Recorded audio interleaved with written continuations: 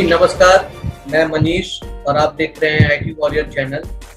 आज हमारे साथ जो मेहमान हैं वो ऑर्थोपेडिक सर्जन हैं डॉक्टर सुभाष चंद्रा जी। हाँ, डॉक्टर सुभाष चंद्रा जी राजवंशी नगर हॉस्पिटल LNJP हॉस्पिटल है पटना, उसके डायरेक्टर भी हैं। और ये सबसे बड़ी बात है कि जहाँ के डायरेक्टर हैं वहाँ वो जो हॉस्पिटल है वो मुख्यमंत्री बिहार नीतीश कुमार जी का वो ड्रीम प्रोजेक्ट, बोलिए ड्रीम हॉस्पिटल है। और किन कारणों से ड्रीम हॉस्पिटल है, राजनीतिक हो सकता है, जयप्रकाश नारायण जी के नाम से हॉस्पिटल है उस कारण से। और ये पहला सुपर स्पेशलिटी हॉस्पिटल है बिहार का। इसमें बहुत अच्छे रिन्यूड डॉक्टर्स थे। डॉक्टर HN दिवाकर इसके पहले डायरेक्टर हुए, जो कि काफी रिन्यूड डॉक्टर हैं और उन्होंने काफी मेहनत से इसको आगे बढ़ाया है। मुख्यमंत्री नीतीश कुमार के निर्देशों का पालन करते हुए और उनके साथ कदम पे कदम मिलाते हुए इस हॉस्पिटल को आगे बढ़ाया है।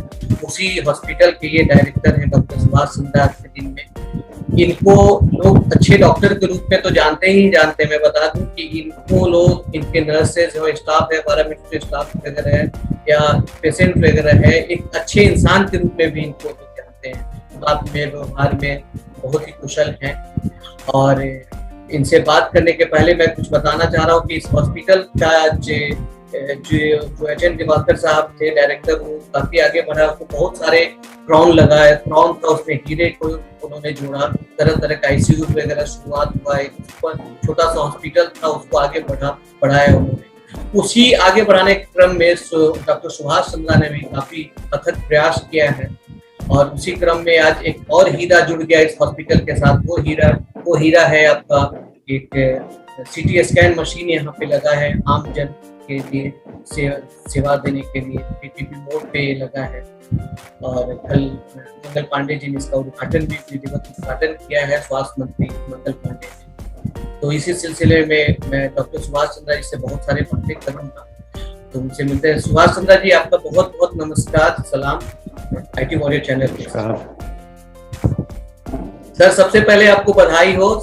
आपका मैसेज भी मैंने देखा था कि एक ड्रोन में एक हीरा लग गया और अलग CT स्कैन। थोड़ा बताएं सर विस्तार से इसके बारे में। देखिए, मुझे याद है जब मुझे इस पद पर आए हुए आज करीब 2.5 साल हो रहा है। और ऐसे तो मैं इस अस्पताल में 2006 से शुरुआती दौर से ही हूँ। उस समय प्रधान सचिव थे दीपक कुमार जी और उनके मैं OSD था।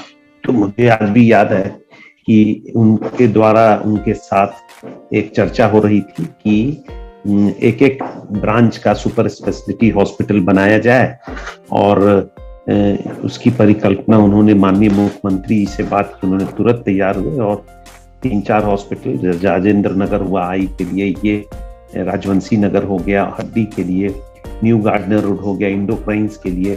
तो इस तरह से ये तीनों सुपर स्पेशलिस्ट हॉस्पिटल की परिकल्पना की गई। कुछ लोगों का चयन किया गया, जिसमें हम लोग 6 डॉक्टर लोग आए थे। 6 में 5 ज्वाइन करके इसको शुरुआत किए। उसी समय एक वर्गीय चिकित्सक की खोज हो रही थी, जिसमें कि डॉक्टर HN दिवाकर सर आए और उन्होंने हम लोग के अस्पताल का नेतृत्व किया और काफी अच्छे से उन्होंने इसको आगे बढ़ाया। और उनके सेवानिवृत्ति के बाद मुझे ये कार्यभार मिला सरकार के तरफ से। तो मैं भी, क्योंकि इस अस्पताल में शुरू से जुड़ा हुआ था, मेरा तो सृजन किया ही हुआ था इस अस्पताल का। नींव के समय से ही मैं इसके पहला मीटिंग में भी था, जिसमें आज के न्यूरो सर्जन हेड थे अरुण अग्रवाल सर, डॉक्टर अर्जुन सिंह, मैं civil surgeon Patna doctor Pranav ji थे। उस समय प्रधान सचिव के कक्ष में ही बैठक हुई थी। तो ये मेरे सामने एकदम दिख रहा है। तो मैं भी अपने माननीय मुख्यमंत्री, स्वास्थ्य मंत्री की जो परिकल्पना इस अस्पताल के बारे में, ये अलग अस्पताल है सारे अस्पतालों से, क्योंकि यहाँ पर बहुत ही VIPs लोग हैं, सबका यहाँ आगमन होता है। VIP कॉलोनी में है ये अस्पताल। और यहाँ पर केवल VIPs ही नहीं, हमारे अस्पताल में एक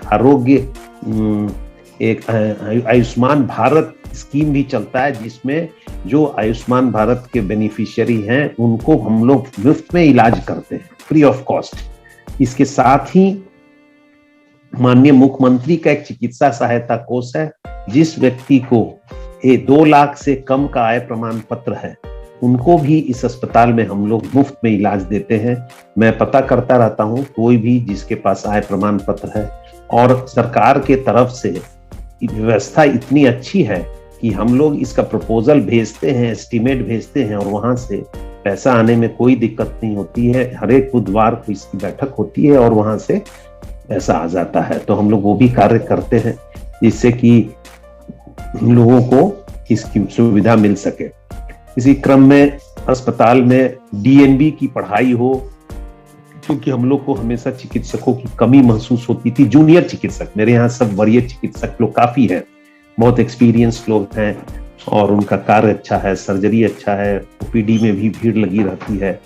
नतीजा है अच्छे चिकित्सक के होने के कारण है, उनका इलाज अच्छा है तो भीड़ बहुत ही होती है। और उसके कारण तो फिर हमने सोचा कि जूनियर चिकित्सक की कैसे हमको मिले, तो डीएनबी के लिए हमने बात किया विभाग के कौशल किशोर जी से, और उस पे भी हमको मिल गया परमिशन। और ऑर्थोपेडिक के लिए हमको 8 डीएनबी स्टूडेंट्स के लिए भी हमको स्वीकृति मिल गई, जिसका कि अभी कोरोना के कारण इंस्पेक्शन थोड़ा लंबित हो गया, वो भी अभी हो जाएगा, फिर वो भी अगले सत्र से शुरू होगा। इसके साथ साथ अगले वर्ष में, पिछले वर्ष में वो हुआ, इस साल हमने एनेस्थीसिया में भी वो डीएनबी की स्वीकृति हम लोगों को मिल गई। तो इस तरह से अब हमारे अस्पताल में जूनियर डॉक्टर्स की भी एक संख्या रहेगी, जो कार्य को करने में हमें बहुत ही इस बारे में बात करेंगे सर आगे। सीटी स्कैन मशीन का कल उद्घाटन हुआ है सर, क्या इस अब इसी में एक बार पिछले 1 साल पहले माननीय मुख्यमंत्री जी ये चीज चर्चा कर रहे थे कि तुम्हारे अस्पताल में सीटी स्कैन है कि नहीं, तो हमने बताया कि नहीं है। बस तुरंत उन्होंने प्रधान सचिव जो संजय कुमार जी उस समय थे, आज एडिशनल चीफ सेक्रेटरी हैं, उनसे कहे, और हमने प्रपोजल ऑलरेडी एक सीटी स्कैन और एमआरआई दोनों भेज दिया था, और उसकी कल्पना जो है आज साकार हो गई। मेरे अस्पताल में एक सीटी स्कैन हुआ, और उसमें खासियत, सीटी स्कैन तो बहुत जगह है, लेकिन मेरे अस्पताल के सीटी स्कैन की खासियत है कि पूरे बिहार में इससे सस्ता सीटी स्कैन कहीं नहीं हो रहा है। तो फिर उनके सपनों को साकार किया गया कि लोकनायक जयप्रकाश नारायण अस्पताल में सीटी स्कैन, जैसे ब्रेन का सीटी स्कैन सिर्फ मात्र 566 रुपए में होता है, और HRCT जो भी कोविड के समय में लोगों को कराया जा रहा था, शुरू में 5000 4000 में हो रहा था, बाद में सरकार ने इस पर एक कैपिंग की 3000 का। हमारे यहाँ वो सिर्फ मात्र 1069 रुपया पे हो रहा है, 1069। तो ये भी एक बहुत ही सुविधा मिलेगी हमारे। पिछले 2 दिन पहले ही माननीय स्वास्थ्य मंत्री जी ने आकर के इसका उद्घाटन किया है, और ये अभी बहुत अच्छे से, कल की स्थिति बता दूं, 10 लोगों का यहाँ सीटी स्कैन हुआ है। इस तरह से संख्या बढ़ते जा रही है। ये ट्रॉमा सेंटर भी सर बन रहा है, शायद कंपटीशन पे है क्या? हाँ, ट्रॉमा सेंटर ये भी एक बनना था, सो कि बन के तैयार हो गया है। अभी उसमें कुछ कमियां हैं, उसके लिए जोर शोर से कार्य चल रहा है, और मंत्री जी तो परसों बताए भी कि 15 से 3 हफ्ते के अंदर हम लोग शुरू करेंगे। अब इसको वारफुट पर सरकार ले रही है, क्योंकि इस बीच में Covid hospital, dedicated Covid centre के बीच में सरकार फंसी हुई थी, बहुत बड़ी वैश्विक महामारी से जूझ रही थी, इसलिए इसमें कुछ विलंब हुआ। अभी भी अब इसको जल्दी ही शुरू की जाएगी।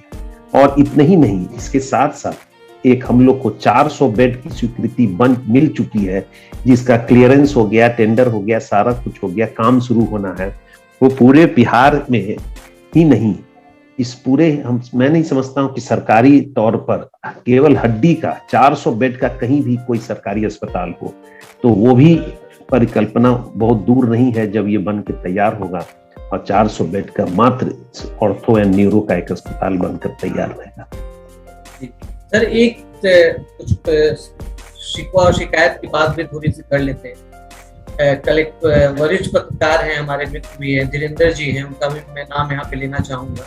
उन्होंने अपने फेसबुक पे डाला है कि 10 बजे तक आपके हॉस्पिटल में कोई भी डॉक्टर नहीं थे कल, और काफी लाइन लगा होता है। ये तस्वीर मैं स्क्रीन पे भी आपको मैंने शेयर किया है, आप देख लीजिएगा। ये तस्वीर है, कोरोना का भी कोई गाइडलाइन वहाँ पे नहीं था, कल की तस्वीर है। उन्होंने शिकायत उस पर की थी। इसके बारे में आप क्या कहना चाहेंगे? वो तस्वीर मैंने आपको भेजा है। हाँ, तो ये देखा हमने, आप सही कह रहे हैं कि वो नहीं थे लोग 10 बजे, 10 सवा 10 बजे तक। तो इस पे मैं ये कहना चाहूंगा कि मैं नहीं था, मैं छुट्टी पर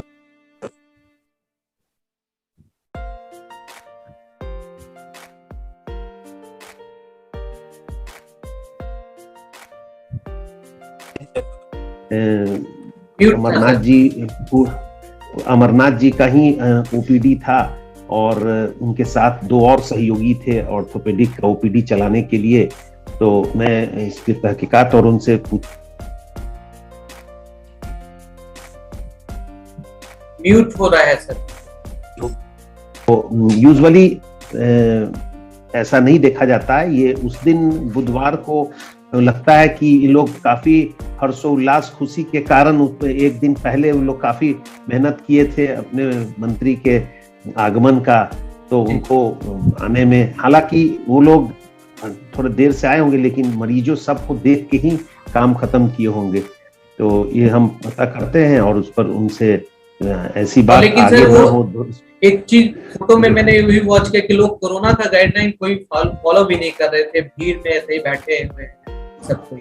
इसके लिए मैं बता दूं कि ये तो हम बार बार मीडिया और टीवी के माध्यम से और ऐसे भी अपने अस्पताल में सब जगह ये लगाए हैं कि आप दूरी बनाइए, और इसमें तो कहीं सोच ही नहीं है। ये तो पूरे देश में और पूरे राज्य के तरफ से इसकी चर्चा हो रही है कि सोशल डिस्टेंसिंग कीजिए और मास्क लगाइए। तो ये चीज लोगों में खुद एक जागृति आनी चाहिए। और अब तक अगर पटना शहर जैसे जगह में नहीं है तो गांव की क्या बात करेंगे, क्योंकि शहर में तो सब लोग कम से कम पढ़े लिखे हैं। उनको ये सोचना है कि अभी 3rd फेज आना बाकी है और इसकी ये और भी भयावह होगा, ये 3rd फेज हो सकता है। तो अभी तो एक समय है जबकि इसमें करना है, और हमारे पास इनकी कमी है, जो सिक्योरिटी गार्ड की कमी है, और जो संख्या थी वो कम रूप में थी, छोटे अस्पताल के हिसाब से बना हुआ था। हमने लिख के भेजा है विभाग को भी और डीएम साहब को भी कि हम लोग का कुछ सिक्योरिटी गार्ड वहां वैक्सीनेशन सेंटर पे चला गया, तो ऐसे ही हमारी संख्या कुछ कम हो गई। नहीं तो इस पे हमने काफी माइकिंग, अनाउंसमेंट सब कुछ कर रखा है कि लोग इसको फॉलो करें।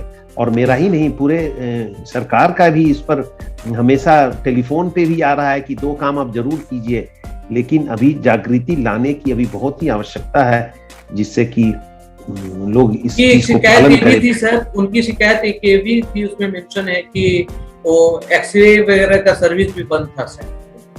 अब देखिए, एक्सरे जो है सो मैकेनिकल इलेक्ट्रॉनिक चीज है, उसका एक पार्ट कंपोनेंट खराब हो गया, तो जिसके लिए वो लोग कलकत्ता से उस कंपोनेंट को लाने के लिए तैयारी किए हुए हैं।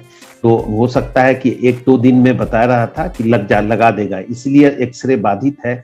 अभी तक वो नहीं, कभी भी ऐसी स्थिति नहीं आई थी, लेकिन इस बार लगातार एक्सरे की संख्याएं काफी अधिक हो रही है। एक ब्रेकडाउन हो गया, सरकार से हम एक और भी मशीन, स्टैंड बाई मशीन के लिए लिखे हुए हैं कि एक मशीन और मिल जाए कि कभी भी ऐसी ब्रेकडाउन हो तो वो, चूंकि संख्या बहुत अधिक है, एक दिन में 100 से ऊपर का एक्सरे होता है सोपीडी पीरियड में, तो हमने लिखा है कि एक और मशीन। मतलब सर, मैं अपने मित्र जो पत्रकार में थे उनको मैं आश्वस्त कर देता हूं कि पंक्चुअलिटी ऑफ टाइम का आपसे ध्यान भी रखा जाएगा। जरूर वो छम में नहीं है। मतलब मरीज आकर के वेट करें, ये इसको मैं कतई पसंद नहीं करूंगा, और हम इसको बहुत डिसिप्लिन्ड वे में देखना चाहेंगे। मैं सर आईटी वॉरियर हूँ, आईटी में काम करता हूँ सर। हमारे जैसे बहुत नौजवान जो है आईटी में काम करते हैं, अपना जॉब छोड़कर वो कलाम सर के बातों पर अपना निर्वहन करते हैं कि भाई सपने देखने और सपने पूरा करना, मतलब अपना काम करने का, आत्मनिर्भर भारत की ओर बढ़ते हुए कदम को के साथ चलने का। तो एक चीज देखा गया है सर, आप डायरेक्टर हैं, अभी पोस्ट पे हैं सर, आप सरकारी विभाग में है, हॉस्पिटल में है। एक चीज देखा गया है सर कि जो हम लोग काम कर रहे हैं आईटी या और भी आउटसोर्स जो आप लोग करते हैं, उनको पेमेंट में सर डिले होता है सर। इसकी शिकायत मैं सर माननीय प्रधानमंत्री जी को भी लिख कर करूंगा सर कि ऐसा क्यों नहीं ऑटोमेटिकली, जैसे एक एम्प्लॉय का सैलरी 1 महीना में मिलता है, उसी तरह अगर कोई आपके साथ आपके लिए आउटसोर्स आपके काम के आपके लिए काम कर रहा है तो उसको वेतन उसको उसका भुगतान क्यों नहीं समय पे होता है? ऐसा होता है। इस पे आप क्या कहना चाहेंगे, और क्या आपके यहाँ कुछ इस टाइप से कोई सिस्टम है क्या सर इस तरह का? देखिए, इस पर भी है, सरकार की एक चिट्ठी भी है कौशल किशोर जी की कि वो उन लोगों को समय पर पैसा भी दिया जाए, और उन लोगों के पैसे का आपको पूरा ख्याल भी रखना है कि ऐसा तो नहीं कि जो श्रमिक को आप रखे हैं, चाहे जो भी आउटसोर्स वाले रखे हैं, उसको लेबर एक्ट के हिसाब से मिलना चाहिए इतना, लेकिन दे रहा है लोग कम। तो उनके खुद अकाउंट में पैसा जाना चाहिए, उसके ESI EPF का पूरा कटौती होना चाहिए, और हर एक मंथ में उसका जमा करके उसका साक्ष्य जब हम लोग को मिल जाता है तो हमको तुरंत पैसा देना है। ऐसा है कि प्रोसीड्यूरल डिले 10 दिन 5 दिन हो सकता है, लेकिन महीनों नहीं होना है। ये चीज सरकार का भी गाइडलाइन है। अगर नहीं हो रहा है तो ये उस संस्थान की कमी है। डॉक्टर साहब, एक चीज वॉच किया गया है डायरेक्टर साहब की भ्रष्टाचार की शुरुआत यहीं से शुरू होती है, क्योंकि हर किसी का परिवार चलता है उस पैसे से, वो मेहनत करता है। तो पता चला कि 200 रुपया 500 रुपया जी निश्चित तौर पर उनको एकदम समय पर पैसा मिलना चाहिए। इसकी पुरजोर साथ मैं भी देता हूं, और मेरा भी मानना यह है कि होना चाहिए। इसमें अगर कमी हो रही है तो इस पर और भी विचार करने की लोग को होना चाहिए, जिससे कि ऐसी स्थिति ना आए, क्योंकि हर एक आदमी अपने इसी पर निर्भर है, और उसकी निर्भरता होती है, हर एक महीने के अंत में उसकी आवश्यकताएं होती है। तो ये तो बहुत ही ये क्षम्य नहीं है। इसको आपका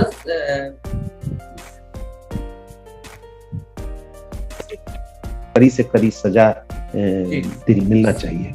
सर डॉक्टर साहब, नेक्स्ट माइलस्टोन क्या है राजवंशी नगर हॉस्पिटल का? अगला क्या है, क्या क्रिएट करेंगे? अगला अभी तो ट्रॉमा सेंटर हम स्टार्ट कर देना चाहते हैं जी। और अब आपके पास, अब जब मेरा CT स्कैन हो गया तो हमने MRI के लिए भी लिख रखा है। एक MRI भी हमको मिलना चाहिए, और DNB और DNB एनेस्थीसिया ऑर्थोपेडिक दोनों मुझे मिल जाए। और जो मेरे रिक्त पद हैं, वो रिक्त पद मेरे को सरकार भर करके दे, जिससे कि हम सुचारू रूप से कार्य चला सकें।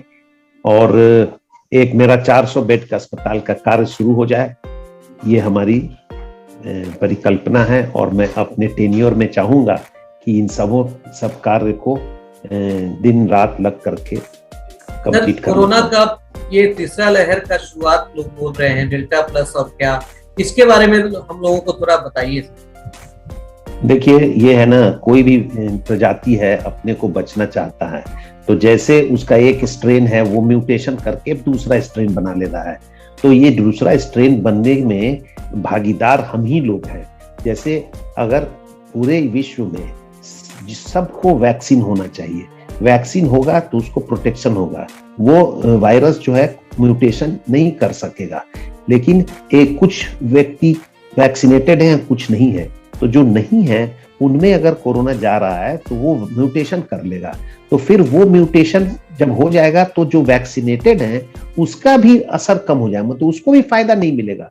तो इस तरह से अगर हम लोग पूरे को वैक्सीन देना शुरू कर दे, लोगों में ये मैसेज जाए कि वैक्सीन इतना इम्पोर्टेंट है, तो सब लोग लेंगे, तभी हम लोग उस स्ट्रेन से बच सकते हैं और वायरस को उस स्ट्रेन में मरने से रोका जा सकता है। अन्यथा एक विकराल रूप धारण कर लेगा। मतलब तीसरा स्ट्रेन भी ये डेल्टा प्लस भी आने की संभावना है क्या? ऐसा आ चुका है, तो न्यूज में ये भी आ रहा है कि जमशेदपुर में करीब 350-375 सैंपल भेजा गया उसको भुवनेश्वर में देखने के लिए, जिसमें काफी करीब 190 स्ट्रेन जो था वो डेल्टा है, गामा है, अल्फा है, एप्सिलॉन है, बहुत सारा स्ट्रेन का वायरस अब मिल रहा है। तो ये क्या रूप लेगा कहना अभी मुश्किल है, और हम लोग को इस पे बहुत तैयारी करके रखना है, बहुत जरूरी है। किसी भी एज ग्रुप को हो सकता है ये ऐसे। हाँ, एक माइलस्टोन और बता दूं अपने अस्पताल का कि हमारे यहाँ ऑक्सीजन जनरेशन प्लांट का भी निर्णय हो चुका है गवर्नमेंट के तरफ से, तो आने वाले समय में एक जल्दी से ऑक्सीजन जनरेशन प्लांट भी लग जाएगा। अब वैक्सीनेशन का बताइए सर, वैक्सीनेशन 18+ वाले को वैक्सीन, हाँ जी, बहुत फ्रीली मिल रहा है, ऑन साइट मिल रहा है, कोई भी व्यक्ति आएंगे तो उनको मिल रहा है, और कोई कमी नहीं है वैक्सीनेशन का मेरे सेंटर पर। जो भी है फर्स्ट डोज, सेकेंड डोज, और हमारी टीम है इसमें, हमने उसको बहुत जगह से ये आ रहा था सूचना टीवी पर कि किसी को एक वैक्सीन भी दे दिया और कोविशील्ड भी दे दिया, तो ये सब गलती न हो इसलिए इसके क्लिपिंग्स लेके हमने अपने सारे वैक्सीनेटर्स को दिखा दिया है कि आप लोग मुस्तैदी से इस कार्य को करें और कहीं भी कोई गलती न करे। गलती होने पर आपको हम मतलब सरकार ही का निर्णय है कि उस पर कड़ी से कड़ी कार्रवाई की जाएगी। एक सवाल सर कि मान लीजिए किसी ने अगर वो वैक्सीन लिया तो वो कोविशील्ड नहीं लेगा, ऐसा है क्या? हाँ जी, वो जो स्ट्रेन लिए हैं उसी का सेकेंड डोज लेना है, तो उसमें मिक्स नहीं करना है। इस पर जो शोध होता है, जो रिसर्च होता है, उसी के अनुरूप हम चलते हैं, और इसमें हम लोग को अपना मिक्स एंड मैच नहीं करना है। इसलिए वो समय के साथ सर कुछ लोगों का सब रिसर्च जी बताइए। हाँ, कुछ अगर रिसर्च करके आएगा कि मिक्स करना है तो मिक्स किया जाएगा, लेकिन अभी तो वो नहीं आया है। कुछ लोगों का सवाल है कि वो कोरोना पॉजिटिव हो गए थे, तो उनका पूछना है सर, जानना चाहते हैं कि कितने दिन के बाद वो वैक्सीन ले सकते हैं। हाँ, एम्स का और भारत सरकार का जो गाइडलाइंस आया वो कह रहा है कि 3 महीना के बाद आप वैक्सीन लीजिए। अभी लेटेस्ट गाइडलाइन वही दे रहा है। मतलब अगर वो 3 महीने के पहले लेते हैं सर तो उसमें क्या मतलब इफेक्ट? जैसे कोरोना होने से उनको खुद एक इम्यूनिटी मिल जाती है, तो वो 3 महीना का पीरियड अपना बचा लेंगे और 3 महीने के बाद फिर लेंगे तो अनदर 3 महीने। म्यूट है।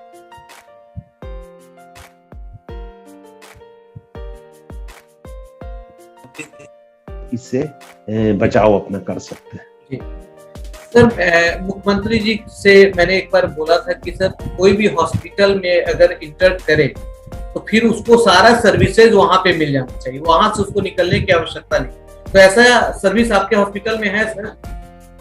नहीं, सारा सर्विस मेरा तो मल्टी डिसिप्लिनरी हॉस्पिटल नहीं है, मेरा और 2 ही डिसिप्लिन का है, ऑर्थो और न्यूरो। उसका सारा सुविधा हम देते हैं, और एक इंडोर चलता है मेडिसिन का ओपीडी, जिसमें कि कोई भी समस्या लेके कोई जाएगा तो उसका निदान किया जाता है। आप लोगों को सर क्या आश्वासन देना चाहते हैं अपने हॉस्पिटल से रिलेटेड? आश्वासन में हम यही देना चाहते हैं कि हम लोग तत्पर हैं आपके इलाज के लिए, और हम लोगों ने पूरे कोरोना पीरियड में बिना छुट्टी के सारे लोग काम करते रहे। आज के दिन भी कोई भी छुट्टी नहीं है, एक भी छुट्टी नहीं किसी को मिला पिछले 2 साल से। एक सारे दिन मेरे पूरे फ्रंटलाइन वर्कर, हेल्थ वर्कर जितने हैं, सब लोग कार्य कर रहे हैं। इन लोग को केवल अध्ययन अवकाश और मातृत्व अवकाश का ही परमिशन है, और किसी को कोई छुट्टी नहीं है। तो इस तरह से हमारे डॉक्टर्स, कई लोग कोविड पॉजिटिव हुए मरीजों को देखने में, और यही एक अस्पताल था जो सब अस्पताल अपना ओपीडी सर्विसेज बंद कर दिया, लेकिन हम लोग अपना कार्य करते रहे, दूरी बना करके लोगों को देखते रहे। तो हम लोग उस अस्पताल में थे। आईजीआईएमएस बंद कर दिया था, पीएमसीएच बंद कर दिया था, एम्स बंद कर दिया था, लेकिन ऑर्थोपेडिक का इमरजेंसी हम लोग का चलता रहा। फर्स्ट एड देते थे, उसके बाद उनको घर भेजते थे, कुछ को रखते थे, और ओपीडी भी चला रहे थे। तो हम लोग फ्लू कॉर्नर चला रहे थे, टेस्टिंग कर रहे थे, वैक्सीनेशन कर रहे थे, और काफी अच्छे संख्या में वैक्सीनेशन किए, टेस्टिंग किए। तो इसलिए हमारे जो हेल्थ वर्कर लोग अथक प्रयास करते, अब थोड़ा थक गए हैं, इसलिए हम समझते हैं कुछ भूल हो गई होगी। जी, इसीलिए तो सर सब लोगों ने थाली भी बजाया, ताली भी बजाया आपके लिए।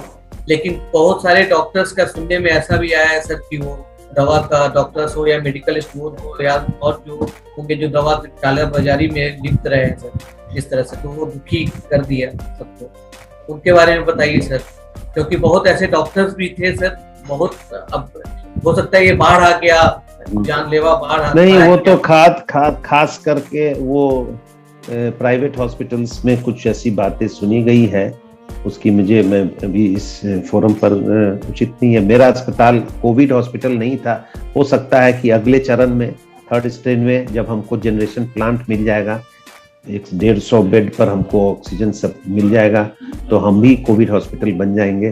तो मैं आश्वासन ही नहीं, आपको भरपूर दिलासा दिलाता हूं कि ऐसी स्थिति मेरे नेतृत्व में कम से कम नहीं होगा, क्योंकि हम उस अस्पताल में सुबह से शाम तक अपने निगरानी में ये कार्य करते हैं। जी, बहुत बहुत धन्यवाद सर, आपसे बात करके बहुत अच्छा लगा। और मैं इस IT वॉरियर चैनल के माध्यम से लोगों को भी एक सूचना देना चाहता हूँ कि राजमर्शी नगर hospital LNDP hospital super speciality hospital है। आप यहाँ पे बेहिचक होके आइए, बहुत ही अच्छे डॉक्टर्स यहाँ बैठते हैं जिनका स्वभाव भी अच्छा है, गुणी भी हैं। आप उनके पास आइए, डॉक्टर चंद्रा हैं वहाँ पे डायरेक्टर, आप उनसे मिल सकते हैं किसी तरह की परेशानी में।